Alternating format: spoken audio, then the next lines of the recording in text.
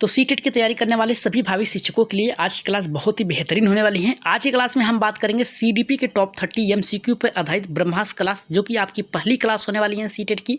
अब से लगातार आप लोगों की क्लास चलेंगे। सीटेट और यूपीटेट की तैयारी करने वाले सभी भावी शिक्षकों के लिए क्लास बहुत ही बेहतरीन तरीके से बनाई गई है। तो आज की क्लास में हम बात करने वाले हैं सबसे महत्वपूर्ण टॉप एमसीक्यू पर आधारित 30 प्रश्न। तो शुरू करें इससे पहले यही कहेंगे, जितने लोगों ने अभी तक चैनल को सब्सक्राइब नहीं किया तो सब्सक्राइब करके हमारा उत्साह बनाए रखिएगा। तो यहाँ पे पहला प्रश्न देखिए हमारा क्या करा है, बहुत ही अच्छे तरीके से की पॉइंट के आधार पर प्रश्नों को सॉल्व करेंगे। तो पहला करा कि शर्म तथा यहाँ पे गर्व जैसी भावना विकास किस अवस्था में होती है।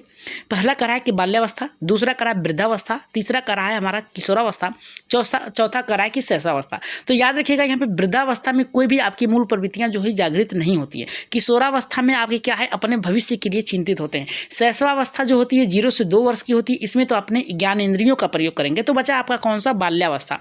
बाल्यावस्था में याद रखिएगा संवेगात्मक विकास की वृद्धि जो होती है, या फिर कह सकते हैं दृष्टि से बाल्यावस्था एक अनोखा काल होता है, जिसमें बालकों की मूल प्रवृत्तियां जैसे आपके शर्म होता है, गर्व होता है, याद रखिएगा गर्व होता है, साथ में आपकी एक और आता है आपका उत्साह आता है। ऐसी जैसी भावनाएं जो होती हैं, ये अवस्थाएं जो होती हैं आपकी बाल्यावस्था में ही आती हैं। तो राइट आंसर आपका पहला जो होगा आपका सही होगा। बढ़ेंगे, नेक्स्ट प्रश्न है आपका यहाँ पे दूसरा, जो कि और भी अच्छा प्रश्न है। दूसरा प्रश्न हमारा देखिए कह रहा है कि लेवाइगोस्की के अनुसार समाज संरचना सिद्धांत में दृढ़ विश्वास रखने वाले शिक्षक के नाते आप अपने बच्चों के आकलन के लिए निम्नलिखित में से कौन सी विधि का यहाँ पे वरीयता देंगे। तो यहाँ पे सबसे महत्वपूर्ण बात यह है कि अगर आप लोग प्रश्नों को सॉल्व कर रहे हैं तो सबसे बात याद रखिएगा कि लेवाइगोस्की सामाजिक सांस्कृतिक विकास के लिए जाने जाते हैं। तो इसमें समाज संरचना सिद्धांत में दृढ़ विश्वास रखने वाले शिक्षक के नाते, यानी शिक्षक के लिए ये कह रहा है। इसमें क्या है, केंद्र में शिक्षक को रखा, यानी यहाँ पे शिक्षकों के द्वारा नाते आप अपने बच्चों के आकलन के लिए नहीं, यानी किस प्रकार से आप जानना चाहेंगे कि किस प्रकार से वो क्या है आगे बढ़ना चाहता है, निम्नलिखित में से किस विधि को वरीयता देंगे। तो पहला करा है सहयोगी प्रोजेक्ट, दूसरा करा है कि वस्तुपरक बहुविकल्पी प्रश्नों के आकार पे, दूसरा करा है आपका कि मानवकृत परीक्षण, और उस नेक्स्ट करा है कि तथ्यों पर आधारित यहाँ पे प्रत्याश्रवण। देखिए इसमें श्रवण की बात कर दिया, यानी यहाँ पे सोचने की बात नहीं कर रहा है, याद करने की बात कर रहा है, मानवकृत परीक्षण की बात कर रहा है। लेकिन सबसे आकलन जो होगा सहयोगी प्रोजेक्ट, यानी सबको साथ में लेके चलना, याद रखिएगा सबसे उपयुक्त होगा। पहला ऑप्शन ही आपका क्या होगा, सही होगा। नेक्स्ट प्रश्न की तरफ आगे बढ़ेंगे, तीसरा जो कि अति महत्वपूर्ण प्रश्न है। ये हमारा कह रहा है कि निम्नलिखित में से कौन सा कथन सार्थक अधिगम की श्रेष्ठ परिभाषा देता है। तो पहला कह रहा है कि अधिगम पाठ्य पुस्तकों दिए गए तथ्यों को याद करने की बात कर रहा है। याद करना एक नेगेटिव पॉइंट है, तुरंत काटिएगा। यहाँ पे दूसरा कह रहा है कि अधिगम की सक्रियता की प्रक्रिया जो बच्चों के द्वारा विद्यालय के बाहर ली जाने वाली जानकारी सम्मिलित करता है, यानी विद्यालय के बाहर बच्चों ने क्या सीखा है उसको सक्रिय रूप से किस प्रकार से वो सहयोग कर सकता है प्रक्रिया में, विद्यालय के बाहर वो किस प्रकार से अपनी योग्यता को साबित कर सकता है, इसमें जांच के लिए होगा, ये श्रेष्ठ होगा। अधिगम को केवल शब्द दे दिया है तो काटिएगा। अधिगम प्रक्रिया में विद्यार्थियों को यहाँ पे केवल शिक्षक की द्वारा जानकारी देना चाहिए, नहीं, जानकारी कहीं से भी आप ले सकते हैं। तो यहाँ पे राइट आंसर जो जाएगा आपका दूसरा जो होगा, यहाँ पे सक्रिय रूप से होना चाहिए। इसमें क्या है, याद रखिएगा इसमें अधिगम एक सक्रिय प्रक्रिया है जो कि बच्चों के द्वारा विद्यालय के बाहर दी गई जानकारी जो होती है सबमिट करनी होती है। सार्थक अधिगम की प्रक्रिया में रटने को यहाँ पे विद्या का प्रयोग नहीं किया जाता है। इसके अंतर्गत सीखने की जो प्रक्रिया होती है, याद रखिएगा नई चीज़ों के सीखने के लिए पुराने नए ज्ञान पर आधारित सार्थक अधिगम का प्रयोग किया जाता है। नेक्स्ट प्रश्न की अगर आगे बढ़ेंगे, यहाँ पे चौथा प्रश्न है। ये हमारा देखिए क्या कर रहा है कि एक प्रगतिशील कक्षा में कौन सा विकल्प सार्थक शिक्षण को बढ़ावा देने के लिए व्यक्तिगत अधिगम विधि का उदाहरण। व्यक्तिगत मतलब किसी एक पे बात कर रहा है, इतना याद रखिएगा प्रश्न में, ये किसी एक पे बात कर रहा है। तो पहला करा कि निरंतर व्यक्तिगत पर यहाँ पे कर रहा है प्रतियोगिताओं का आयोजन करना, ये तो अच्छा है, सार्थक एकदम पहला है। दूसरा करा मौखिक दंड देना एक नेगेटिव पॉइंट है। एक रूपी मानवकृत पाठ्यचर्या, एक रूपी किसी एक पर ही निर्धारित हो, जो कि आपका गलत है। चौथा करा केवल अधिगम का मूल्यांकन स्थान, केवल शब्द दिया है तो काट दीजिएगा। बचा आपका निरंतर यहाँ पे व्यक्तिगत प्रतियोगिताओं का यहाँ पे प्रतियोगिताओं का आयोजन करना, ऑप्शन नंबर पहला जो होगा आपका सही होगा। नेक्स्ट प्रश्न की तरफ आगे बढ़ते हैं, पाँचवें प्रश्न की, जो कि अति महत्वपूर्ण प्रश्न है। पाँचवां प्रश्न ये हमारा देखिए क्या कर रहा है, ये हमारा कर रहा है कि पियाजे के अनुसार एक शिक्षक का और डैश का होना जरूरी है। यहाँ पे गतिशील लचीला, दूसरा करा है संरचित अनमन्य, और यहाँ पे तीसरा करा के सहानुभूतिपूर्ण पारदर्शिता, और चौथा करा यांत्रिक व्यवहारवादी। तो सबसे बेहतरीन यहाँ पे देखिए क्या कहा है आपका पांचवा, ये आपका जो है पियाजे के अनुसार शिक्षक की बात किया है, तो पियाजे के अनुसार अगर बात किया है तो पहला प्रगतिशील होना चाहिए और लचीला होना चाहिए ताकि बालक आपके बातों को सुन सके। और आगे क्या है यहाँ पे बहुत ही लचीला मतलब क्या है, सुदृढ़ तरीके से अपने बातों को रख सके आपके पक्ष। तो राइट आंसर ऑप्शन नंबर यहाँ पे पहला जो होगा आपका सही होगा, क्योंकि पियाजे के अनुसार एक शिक्षक का गतिशील और लचीला होना बहुत ही जरूरी होता है।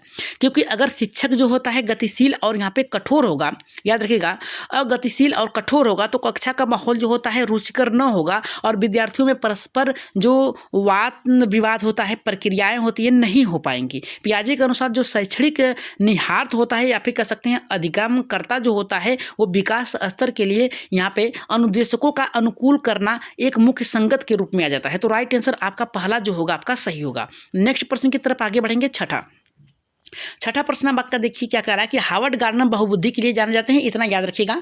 तो हार्वर्ड गार्डनर के सिद्धांत में सोच को व्यक्त करने के लिए धारा प्रवाह और लचीले ढंग से यहाँ पे भाषा का उपयोग करने की क्षमता डैश बुद्धि की विशेषता है। कौन सी है? भाषाई बुद्धि है, प्रकृतिवादी है, स्थानिक है, अंतर्व्यक्तित्व। अब देखिए यहाँ पे सबसे महत्वपूर्ण बात ये है कि यहाँ पे क्या कहा है कि हार्वर्ड गार्डनर के लिए यहाँ पे सोच व्यक्त करने की, सोच का मतलब होता है आपका ज्ञान होना, किसमें? धारा प्रवाह का मतलब होता है बोलने के तरीके के लिए, और लचीले ढंग से भाषा का उपयोग करना। भाषा का उपयोग यहाँ पे आपके प्रश्न में ही दे दिया है, तो यहाँ पे भाषाई बुद्धि होना। राइट आंसर ऑप्शन नंबर यहाँ पे पहला ही आपका क्या होगा? सही होगा। कि उसमें देखिए हार्वर्ड गार्डनर के बहुबुद्धि के सिद्धांत के अंतर्गत जो भाषाई बुद्धि में ऐसे व्यक्ति आते हैं जिनमें भाषा का प्रभाव और अपनी बात को किसी के समक्ष रखने की क्षमता होती है, और यहाँ पे सोच व्यक्त करने की भी धारा प्रवाह और लचीले ढंग से अपने भाषा का उपयोग करने की यहाँ पे क्षमता का भाषाई उपयोग बुद्धि को कहा जाता है। तो राइट आंसर पहला आपका सही होगा। अगर हम 7वें प्रश्न की तरफ आगे बढ़ें तो ये हमारा कह रहा है कि शीर्षगामी सिद्धांत विकास के किस क्षेत्र पर लागू होता है? तो पहला क्या है? गामक विकास, दूसरा भाषाई विकास, तीसरा संज्ञानात्मक विकास, चौथा कह रहा है कि नैतिक विकास। तो 7वां जो होगा आपका यहाँ पे गामक विकास होगा। याद रखिएगा कौन सा होगा? गामक। शीर्षगामी विकास जो होता है, याद रखिएगा, जो शीर्षगामी विकास होता है ये विकास गामक क्षेत्र पर लागू हो रहता है। संक्षेप में अगर हम कह सकते हैं कि गामक अथवा यहाँ क्रियात्मक विकास, गामक का मतलब होता है क्रियात्मक, इसको याद रखिएगा, क्रियात्मक मतलब करके, ठीक है, क्रियात्मक, ठीक है, क्रियात्मक जो विकास होता है ये करने पर लागू होता है। और इसके हम कह सकते हैं इसके अंतर्गत गति क्रियाओं में ऐसी क्रमिक विकास होता है जिसमें वह अपनी शारीरिक गतिविधियों पर नियंत्रण पाने के लिए लगातार सक्रिय रहता है। तो यहाँ पे राइट आंसर आपका पहला सही होगा। बढ़ेंगे, नेक्स्ट प्रश्न है 8वां प्रश्न बहुत ही बेहतरीन है, इसका आंसर जल्दी से कमेंट करिए। यहाँ पे करा है कि बच्चों में जेंडर रूढ़िवादिता एवं जेंडर भूमिकाओं यहाँ पे करा कि अनुरूपता को कम करने के लिए निम्नलिखित में से कौन सी पद्धति पर यहाँ पे प्रभावशाली? करा कि रूढ़िवादिता जेंडर भूमिका को यहाँ पे उसके अनुरूप करने के लिए, कम करने के लिए कौन सी यहाँ पे पद्धति सबसे प्रभावशाली होगी? तो पहला करा जेंडर विशिष्ट भूमिकाओं का महत्व देना, नहीं। दूसरा करा जेंडर पृथक खेल समूह बनाना, नहीं। यहाँ पे करा जेंडर पृथक बैठने के लिए व्यवस्थित करना, नहीं। जेंडर पक्षपात के बारे में चर्चा करना, यही आपका क्या होगा। अब हम सभी इसके जो ऑप्शन है उसको अगर ध्यान में रखें तो पहले में करा कि यहाँ पे जेंडर विशिष्ट भूमिकाओं को महत्व, यानी जो उसके जेंडर के रूप में है। यहाँ पे देखिए विशिष्ट की बात कर दिया तो किसी एक पर बात कर रहा है, ठीक है, किसी एक पर। जेंडर को पृथक करने की बात कर रहा है तो अलग अलग, यानी लड़का इधर है लड़की इधर है, ठीक है, इस पे बात कर रहा है, तो ये भी आपका नहीं होगा। तीसरा कर रहा है जेंडर पृथक बैठने की, यानी दोनों को अलग अलग बैठाने की बात कर रहा है, तो ये भी आपका क्या है? गलत होगा। जेंडर के पक्षपात, यानी इसको रोकने के लिए अगर हम चर्चा करें बालकों में तो सबसे उपयुक्त तरीका होगा आपका चौथा ऑप्शन क्या है? डी ऑप्शन सही होगा। नेक्स्ट प्रश्न की तरफ आगे बढ़ेंगे। यहाँ पे 9वें प्रश्न की तरफ ये हमारा कह रहा है कि उस उदाहरण को चुनिए जो आंतरिक प्रेरणा को दर्शाता है, यानी खुद से करने के लिए कुछ कहता है। तो यहाँ पे देखिए क्या कह रहा है हमारा, यहाँ पे हमारा ये कह रहा है आपका कि रोशनी परीक्षा में अच्छे अंक के लिए परिश्रम कर रही है क्योंकि उसके माता पिता उसे 90% से ऊपर अंक लाने पर घड़ी देंगे, ठीक है, ये उपहार के रूप में हुआ, तो ये तो आपका गलत हो गया, ठीक है। दूसरा कह रहा है कि रूमी अपनी गृह कार्य पूरा कर रहा है क्योंकि उसके माता पिता उसे टीवी देखने के लिए कहेंगे। यहाँ पे कुछ देखने के लिए लालच दिया जा रहा है, ये भी आपका गलत है, यानी ये दूसरे के द्वारा दिया जा रहा है, जहाँ पर खुद से हो वो आपका सही होगा। रोमा बहुत सी पुस्तकें पढ़ रही है क्योंकि वो यहाँ पे कह रहा है रीडिंग स्टार बोर्ड पर अपना नाम ऊपर लाकर अध्यापिका प्रसन्न, यानी किसी दूसरों को यहाँ पे कह रहा है प्रसन्न करने के लिए। लेकिन चौथा कह रहा है अपनी परियोजना कार्य के लिए रवि भी विभिन्न स्रोत तलाश रहा है, यानी नए नए तरीके तलाश रहा है, क्योंकि वह नई जानकारी लेने के लिए रुचिकर, यानी खुद से वो प्रेरित हो रहा है। ठीक है, अलग अलग चीज़ों कर रहा है। तो राइट आंसर ऑप्शन नंबर यहाँ पे चौथा आपका सही होगा। ठीक है, नेक्स्ट प्रश्न की तरफ आगे बढ़ेंगे 10वें प्रश्न पे। ये हमारा प्रश्न कर रहा है कि कक्षा 5 में न्यून दृष्टि यानी कम देखने वाले बच्चों के लिए यहाँ पे कह रहा है कि कौन सा ऑप्शन सही होगा। पहला कह रहा है कक्षा में विशेष बर्ताव करना चाहिए, विशेष बर्ताव नहीं करना चाहिए। यहाँ पे विशेष बर्ताव तो एकदम नहीं करना चाहिए। ठीक है, निम्न स्तर के कार्यों के लिए माप करना चाहिए, नहीं करना चाहिए। सभी को समान रूप से रखना चाहिए, क्योंकि ये समावेशी कक्षा के अंतर्गत आ जाएगा। तीसरा कह रहा है कि कक्षा में समान रूप से बर्ताव करना चाहिए एवं ऑडियो CD के जरिए सहायता प्रदान करनी चाहिए। तो यही आपका क्या है, क्योंकि कम देख रहा है तो सुनेगा तो ज़्यादा, तो यहाँ पे उसको क्या करेंगे, CD का प्रयोग करेंगे। ऑप्शन नंबर आपका सी जो है आपका सही होगा। उन्हें दैनिक कार्य के लिए उनके माता पिता तथा मित्रों को सहायता करनी चाहिए, नहीं। राइट आंसर ऑप्शन नंबर यहाँ पे तीसरा आपका सही होगा। नेक्स्ट प्रश्न की तरफ आगे बढ़ेंगे, जो कि आपके यहाँ पे स्क्रीन पे दिख रहा है। इसका आंसर आप लोग जल्दी से कमेंट करिएगा। ये करा ले वाइगोस्की। देखिए, ले वाइगोस्की सामाजिक सांस्कृतिक के लिए जाने जाते हैं, सभी को पता है। इनके अनुसार निम्नलिखित में से कौन से कारक बच्चों में संज्ञानात्मक विकास को सुगम बना सकता है। तो पहला करा सांस्कृतिक उपक्रम, दूसरा करा सामाजिक संपर्क, तीसरा करा कि संतुलन पुरस्कार और चौथा करा पुरस्कार। तो इसमें देखिए ऑप्शन को चुनना है 11 का। तो 11 का देखिए आपका सांस्कृतिक के लिए जाने जाते हैं, याद रखिएगा। यहाँ पे संस्कृत के लिए जानते हैं, सामाजिक संपर्क के लिए यहाँ पे लेवाइगोस की सामाजिक सांस्कृतिक के लिए जाने जाते हैं। तो यहाँ पे आपका दोनों ही ऑप्शन पहला और दूसरा मिल रहा है।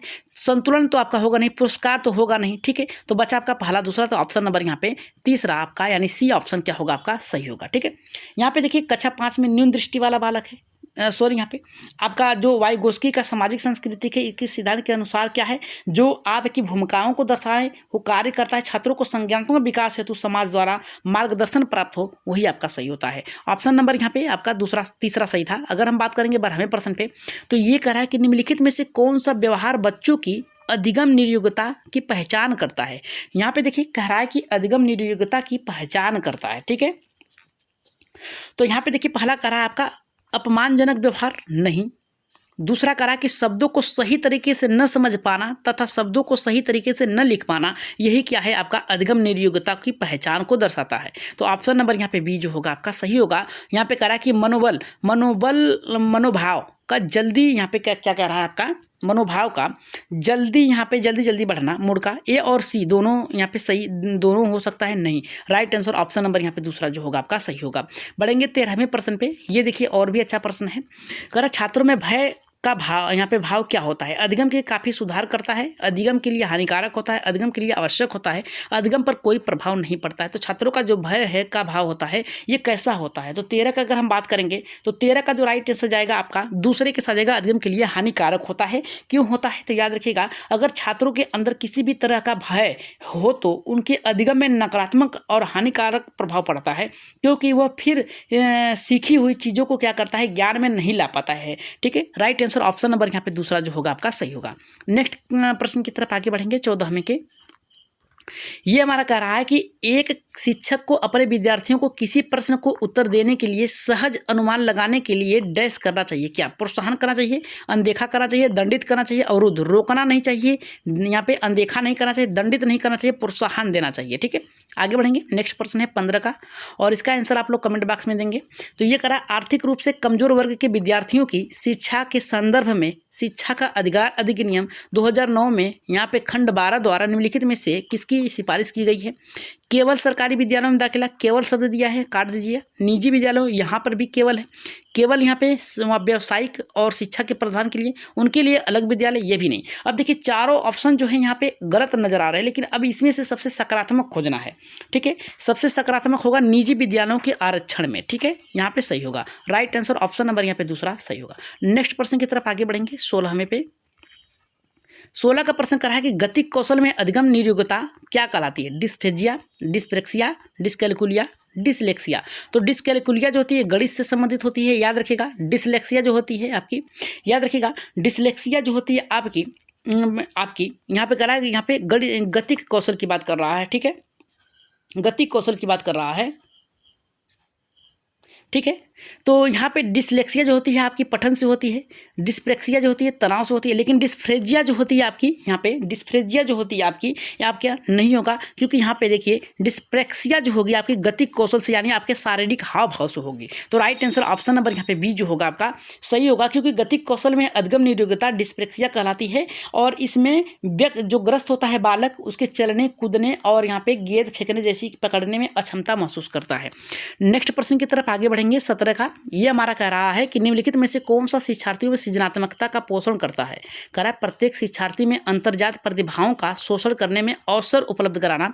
दूसरा कह रहा है कि अच्छी शिक्षा के लिए व्यवहारिक मूल्यों के लिए यहाँ पे विद्यार्थियों का शिक्षण देना। तीसरा कह रहा है कि यहाँ पे विद्यालयी जीवन के प्रारंभ में उपलब्ध के लक्ष्यों पर बल देना। बल देने की बात कर रहा है तो काट दीजिएगा। शिक्षक में अच्छे अंक लाने की बात कर रहा है, गलत है, आपका बचा पहला और दूसरा। तो 17 की अगर हम बात करेंगे तो पहला सही होगा, प्रत्येक शिक्षार्थी यानी सभी शिक्षार्थियों की अंतर्जात यानी उनके अंदर जो छुपी हुई प्रतिभाएं हैं, ठीक है, उसके पोषण के लिए अवसर देना। अवसर देना सबसे महत्वपूर्ण होता है, तो ऑप्शन नंबर यहाँ पे पहला आपका सही होगा। बढ़ेंगे, नेक्स्ट प्रश्न है 18 का। 18 का प्रश्न कर रहा है हमारा यहाँ पे डैश के इस्तेमाल में से विद्यार्थियों की उपलब्धि में डैश होने की संभावना होती है। प्रासंगिक पाठ्यक्रम की कमी, शिक्षार्थी केंद्र शिक्षण शास्त्र की कमी, और कह रहा है कि सामाजिक सहयोग डैश वृद्धि, और यहाँ पे कह रहा है कि सामाजिक बहिष्कार डैश सुधार। तो राइट आंसर 18 की अगर हम बात कर देंगे तो 18 का राइट आंसर जाएगा तीसरे के सामाजिक सहयोग और वृद्धि के लिए जाएगा। तो ऑप्शन नंबर यहाँ पे तीसरा आपका सही होगा। बढ़ेंगे, नेक्स्ट प्रश्न है आपका यहाँ पे 19 का। 19 का देखिए हमारा क्या कह रहा है कि विद्यालय यात्रा पर जाने के लिए पोती जो हो को अपने पिता के बहस करती है कि यहाँ पे कि देखते हुए कहती है कि दादी कहती है कि तुम अच्छी लड़की की तरह आज्ञाकारी क्यों नहीं हो सकती, तुम अच्छे लड़कों की तरह व्यवहार करोगी तो तुमसे कौन शादी करेगा, तुम मतलब लड़कों की तरह व्यवहार करोगे तो तुमसे कौन शादी करेगा, तुम लड़की हो इसलिए अच्छा व्यवहार करो। ये कथन निम्नलिखित में से किसको प्रतिबंधित करता है, लड़कियों और लड़कों के स्वभाव के बारे में रूढ़िबद्धता को। और यहाँ पे देखिए आपका दूसरा कह रहा है कि लड़कियों की लिंग की गलत पहचान के लिए नहीं, वो तो पहले ही लड़की है पता चल रहा है। तीसरा कह रहा है लिंग समरूपता की समान की बात कर रहा है, नहीं। बच्चों में यहाँ पे पालन पोषण के परिवार के नहीं, लड़कियों के लड़कों के स्वभाव के बारे में बता रही है कि आप ऐसा स्वभाव मत करो, ठीक है। राइट आंसर ऑप्शन नंबर यहाँ पर पहला आपका सही होगा। नेक्स्ट प्रश्न की तरफ यानी 20वें प्रश्न की तरफ आगे बढ़ेंगे। कह रहा है कि शिक्षक एवं विद्यार्थियों के मध्य संबंध होना चाहिए, कैसा होना चाहिए, स्नेह का होना चाहिए, सम्मान का होना चाहिए, विश्वास का होना चाहिए, उपयुक्त सभी, तो उपयुक्त सभी का होना चाहिए। चौथा आपका क्या होगा, सही होगा। नेक्स्ट प्रश्न की तरफ आगे बढ़ेंगे यानी 21वें प्रश्न पे। ये हमारा कह रहा है निम्नलिखित में से कौन सा विकास सिद्धांत पर निर्भर रहता है जिसे बच्चे दूसरे के आचरण का अवलोकन करके नकल करके जैसे कैसे सीखते हैं। तो ये करा प्रयत्न त्रुटि का। दूसरा करा कि यहाँ पे चिर प्रतिष्ठित प्रानुकूलन यानी क्लासिकल कंडीशनिंग की। तीसरा करा है कि सामाजिक अधिगम का सिद्धांत। चौथा करा है कि क्रिया प्रसूत अनुकूलन यानी ऑपरेटिंग कंडीशनिंग की बात कर रहा है। तो राइट आंसर की अगर हम 21 की बात कर देंगे तो 21 की अगर हम बात करेंगे तो तीसरा सही होगा सामाजिक अधिगम, ठीक है। किसके साथ जाएगा, सामाजिक अधिगम के साथ जाएगा आपका ऑप्शन नंबर यहाँ पे सॉरी यहाँ पे तो यहाँ पे आपका राइट आंसर जाएगा आपका तीसरे के साथ जाएगा सामाजिक अधिगम सिद्धांत के अनुसार जाएगा। अगर हम बात करेंगे 22वें प्रश्न पे तो 22 का हमारा कह रहा है लॉरेंस कोहलबर्ग, याद रखिएगा, नैतिक विकास के लिए जाने जाते हैं। नैतिक विकास के सिद्धांत के चरण के लिए बच्चे दूसरे के इरादों की उपेक्षा करते हैं और उनके बजाय यहाँ पे अधिकार और यहाँ पे कह रहा है कि नकारात्मक परिणाम के डर पर ध्यान केंद्रित करते हैं। तो पहला कह रहा है कि सजा और आज्ञाकारिता अभिविन्यास के लिए। दूसरा करा कि अच्छा लड़का अच्छा लड़की और यहाँ पे अभिविन्यास के लिए। तीसरा करा कि कानून और व्यवस्था के अभिन्यास। चौथा करा कि सामाजिक अनुबंधन अभिन्यास के द्वारा। तो राइट आंसर अगर हम 22 की बात करें तो 22 में यहाँ पे साफ साफ लिखा है आपका कि यहाँ पे लॉरेंस कोहलबर्ग के नैतिक विकास के सिद्धांत के किस चरण में बच्चे दूसरे के इरादे की उपेक्षा करते हैं। उपेक्षा का मतलब होता है उनके द्वारा चलते हैं। तो यहाँ पे क्या है आपका यहाँ पे सजा और आज्ञाकारी, तो ये तो नहीं होगा, उनके बजाय अधिकारों के नकारात्मक परिणाम के लिए चलते हैं। तो आपका यहाँ पे 22 का जो जाएगा आपका पहला एकदम सही होगा, सजा के लिए और आज्ञा से बचने के लिए। तो राइट आंसर आपका जाएगा पहले के। बात करेंगे 23वें प्रश्न पे।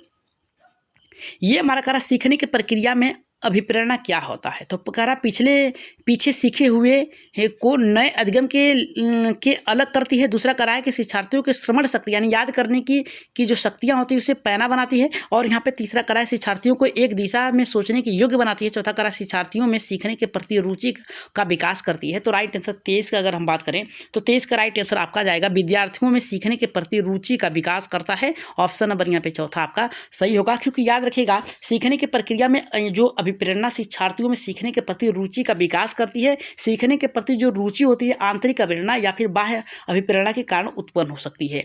आगे बढ़ेंगे नेक्स्ट प्रश्न यानी 23वां का ये कह रहा था कि अभिप्रेरणा जो है आंतरिक भी हो सकती है और बाहरी भी हो सकती है। अगर हम 24 की बात करेंगे तो बाल केंद्रित शिक्षा में बच्चों को जो सिखाना चाहिए वह निम्नलिखित आंकना क्या चाहिए? तो पहला करा कि गतिविधियों के माध्यम से उनके परीक्षा परिणाम के अंकों पर। तीसरा करा बच्चों की योग्यता और रुचि क्षमता और उसके अनुभव के आधार पे। तो राइट आंसर आपका क्या है? तीसरा आपका सही होगा। ठीक है, ऑप्शन नंबर यहाँ पे सी जो होगा आपका सही होगा 24वें का, क्योंकि इसमें बाल केंद्रित शिक्षा में माननी जो होती है उसके बालक के यहाँ पे स्वयं करके सीखना चाहिए और उसके योग्यता रुचि क्षमता के पिछले अनुभवों के आधार पर होना चाहिए। आगे बढ़ेंगे नेक्स्ट प्रश्न है 25वें का, जो कि अति महत्वपूर्ण प्रश्न है। इसका आंसर आप लोग कमेंट में देंगे, ये आपके लिए प्रश्न है। करा संवेगों से संबंधित समकालीन मनोवैज्ञानिक सिद्धांत संज्ञानात्मक भावात्मक प्रक्रियाओं के संबंध में किस तरह से आप देखते हैं? दोनों एक दूसरे से स्वतंत्र हैं। यहाँ पर करा दोनों एक दूसरे से गुथे हुए हैं, एक मिले हुए हैं। केवल यहाँ पे करा भावनाएं संज्ञानात्मक को प्रभावित करता है, केवल संज्ञानात्मक भावनाओं को प्रभावित करता है। तो 25 की अगर हम बात कर देंगे तो यहाँ पे केवल शब्द दिया है तो इसे काट दीजिए। ठीक है, जितने में भी केवल शब्द दिया है उसे तुरंत काटिए। तो इसमें देखिए क्या है 25 का जो राइट आंसर जाएगा आपका दोनों एक दूसरे से गुथे हुए हैं, क्योंकि यहाँ पे संवेग जो होता है समकालीन मनोवैज्ञानिक सिद्धांत के संज्ञानात्मक और भावात्मक। संज्ञानात्मक यानी सीखने की जो आपकी है वो आपके भावों पर निर्भर करती है, तो गुथे हुए हैं। तो राइट आंसर ऑप्शन नंबर यहाँ पे बी जो होगा आपका सही होगा। 26वें प्रश्न की तरफ आगे बढ़ेंगे तो ये कराए नए स्पष्टीकरण तैयार करना। लक्ष्य प्राप्त करने के लिए सबसे पहले सीखने के नियमों में सरल अनुप्रयोग से परे जाना, परिणामों का मूल्यांकन करना निम्नलिखित में से किसका महत्वपूर्ण भाग है? समावेशन का है, भ्रांति का है, समस्या समाधान का है, रट कर याद करना। रट कर याद करना तो होगा नहीं, भ्रांति होगा नहीं। तो राइट आंसर अगर हम बात करें पहला दूसरा और यहाँ पे चौथा गलत है। तो 26 का अगर हम बात करेंगे तो आपका ऑप्शन नंबर यहाँ पे समस्या समाधान होगा। ऑप्शन नंबर यहाँ पे तीसरा सही होगा। नेक्स्ट प्रश्न की तरफ आगे बढ़ेंगे 27 का। ये हमसे कह रहा है कि निम्नलिखित में से कौन सा कथन आंतरिक अभिप्रेरणा को उदाहरण यानी खुद से सीखने के लिए कह रहा है? मुझे पढ़ाई करनी चाहिए क्योंकि ये सब प्रत्यय की समझ को क्या करता है? बनाने में जरूरी करता है। तो यहाँ पे मुझे आंतरिक प्रेरणा चाहिए। खुद आप मान लीजिए एक शिक्षक हैं तो आपको प्रेरणा चाहिए। तो यहाँ पे देखिए क्या कह रहा है हमारे यहाँ पे दूसरा कि मुझे शिक्षक द्वारा दंड से बचने के लिए अध्ययन करना चाहिए। नहीं, कह रहा है हमारा यहाँ पे कि मुझे प्रतियोगिता में प्रथम स्थान लाने के लिए कुछ के लिए अध्ययन करना चाहिए। एकदम सही है। अगर आंतरिक प्रेरणा होगी खुद से वहाँ पे तो आप राइट आंसर जाएगा तीसरा आपका। आगे बढ़ेंगे नेक्स्ट प्रश्न है 28 का। ये करा कि पियाजे के अनुसार बच्चों का चिंतन समवयस्कों से डैश भिन्न होता है बजाय डैश आकार और अमूर्तता के, मात्रा और प्रकार के, प्रकार और मात्रा, आकार और किस्म के। तो राइट आंसर की अगर हम बात करें 28 के तो 28 का जो जाएगा आपका तीसरा सही होगा, प्रकार और मात्रा में। ठीक है, आगे बढ़ेंगे नेक्स्ट प्रश्न है। अगर कहेंगे कि प्रकार और मात्रा में किस प्रकार से होगा तो याद रखिएगा आप लोग कि जिन पियाजे के जो प्रसिद्ध बाल मनोवैज्ञानिक थे जिन्होंने बालक के बौद्धिक विकास के संदर्भ में क्या किया था? महत्वपूर्ण शोध किया था। जिन पियाजे के जो अनुसार बच्चों में चिंतन जो होता है वयस्कों के प्रकार में भिन्न होता है, न कि मात्रा में। ठीक है, आगे बढ़ेंगे यानी सोचने की प्रक्रिया जो होती है अलग अलग होती है। आज की क्लास का जो लास्ट प्रश्न है, सॉरी यहाँ पे 29 का हमने किया ही नहीं, 29 के प्रश्न को भी सॉल्व कर लेते हैं। ये करा समस्या समाधान के संदर्भ में किसी समस्या के एक ही तरीके से प्रस्तुत पर अटक जाना क्या कहलाता है? तो पहला करा है कि प्रकारात्मक यहाँ पे स्थिरता, दूसरा अनुक्रिया समुच्चय, तीसरा अनुरूप चिंतन, चौथा करा कि साधन लक्ष्य विश्लेषण। तो राइट आंसर 29 की अगर हम बात करेंगे तो पहला ही सही होगा, प्रकार्यात्मक स्थिरता। आगे बढ़ेंगे नेक्स्ट प्रश्न है, आज की क्लास का लास्ट प्रश्न है और बहुत ही अच्छे तरीके से इसका आंसर दीजिएगा। ये क्लास के अंत में आप लोगों के लिए रखा गया है अब से। तो यहाँ पे करा कि मैस्लो के अभिप्रेरणा सिद्धांत को क्या कहा जाता है? आवश्यकता का सिद्धांत, शारीरिक सिद्धांत, दृढ़ इच्छा शक्ति, और यहाँ पे करा अंतर्बोध कह सकते हैं या फिर अंतोर्ध का सिद्धांत। इसका राइट आंसर क्या होगा? पहला दूसरा तीसरा, या पहला दूसरा तीसरा कौन सा सही होगा? इसका आंसर कमेंट बॉक्स में आप लोग क्या करेंगे? कमेंट बॉक्स में इसका आंसर देंगे और बताएंगे कि इसका आंसर कौन सा सही होगा। ठीक है, तो ये थे आज के 30 प्रश्न, बहुत ही अति महत्वपूर्ण, और आशा करते हैं कि ये प्रश्न आप लोगों को पसंद आए होंगे। अगली क्लास के लिए याद रखिएगा बहुत ही बेहतर तरीके से प्रश्न बनाए जा रहे हैं। रहे हैं और जल्द ही उस पर मिलेंगे। तो आज के लिए क्या करिएगा, CDP की क्लास को ज़्यादा से ज़्यादा शेयर कर दीजिएगा अपने अपने ग्रुपों में। और यहाँ पे आज के ब्रह्मास्त्र की क्लास में 30 प्रश्न MCQ के टॉप प्रश्न बनाए गए थे जो कि सीटेट में आपकी मुख्य भूमिका निभा सकती है। तो आज के लिए इतना ही, धन्यवाद। बस सब्सक्राइब कर लीजिएगा चैनल को, लाइक शेयर जरूर करिएगा।